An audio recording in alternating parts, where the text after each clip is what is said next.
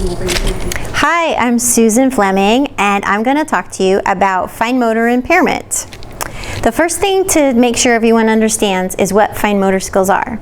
And the best way is just to quickly differentiate between your gross motor skills, which are like running and walking and kicking, things you do with your big muscle groups, and compare them to fine motor skills, which are things you do with your smaller muscle groups, dressing yourself, brushing your teeth, writing, cutting, things like that.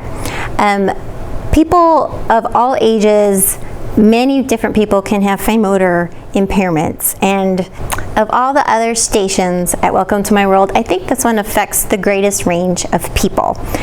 It can be caused by something that is with the child at birth, cerebral palsy or Down syndrome, or it can be something that is acquired later in life through injury, arthritis.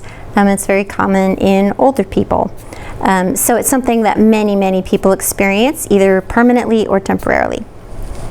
So this is a very hands-on station, and you're not going to do a lot of talking. I suggest you do 3 activities. That's probably all you have time for. If you have an extra volunteer, they can hand out the materials while you talk about what they're going to do. Or if it's just you, you should pretty easily be able to handle both.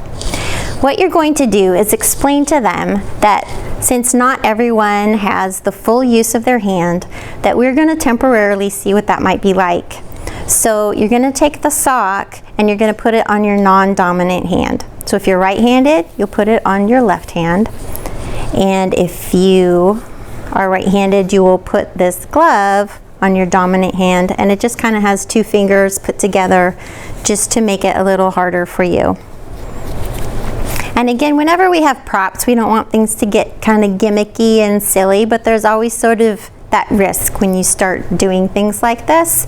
But most kids understand, and we can remind them that this is something you're doing for a short time, and this is something that people deal with 24/7. So to respect that.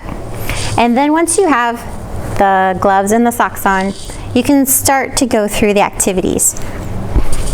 This simulates dressing, zip, snap, button, tie, lace. So that acts of getting dressed, the zip especially is really big in elementary school, zipping up your coat to go outside and play. And it can be hard to be the last person still struggling to zip your coat. Another thing that is big in K through 5 is cutting. They do a lot of work with scissors. You'll have a stack of these shapes and a bag of scissors, and everyone just does their best to try to cut as neatly as possible. Sometimes when people have a fine motor challenge, it looks like they are doing sloppy work, or that they're not very good at using scissors, and they'll find out how hard it is to work with these on your hands. And you're not going to give people too much time. You want them to feel the urgency and that feeling that children with disabilities feel in the classroom, that pressure, like they're not keeping up. So that's part of the simulation, is that uncomfortable feeling that they are getting behind. Another activity, which you'll also have a stack of these, and this is obviously writing, which is a big part of being in the classroom, and you're just going to have them fill out name, teacher's name, your address, phone number. Some kids don't know their parents' phone number and even struggle with their address, so I just think that's kind of a funny thing that you might come across. But the point of it is not the information, but just to keep the writing going as quickly as they can. You have a bag of Legos. You can have people experiment with what it's like to do Legos if you don't have the full use of your hand. Lots of play dates, I know, at our house involve Legos, and if you're not able to sort of engage with that, then it's hard to sort of have that social connection with other people doing Legos.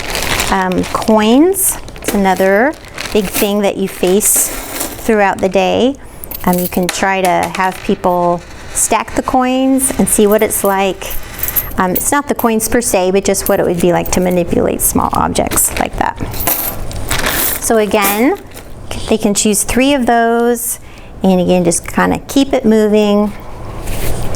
And then it's also important to mention that there are so many devices and products out there that are adaptive, and adaptive just means that they change to meet people's needs so that people don't have to struggle all the time. And I think this is a really positive thing, and there are more and more adaptive items being invented all the time. There are adaptive bicycles, adaptive everything, which is wonderful. You can show them the spoon, you can show them the scissors. So if you just squeeze them a little bit differently, it's much easier.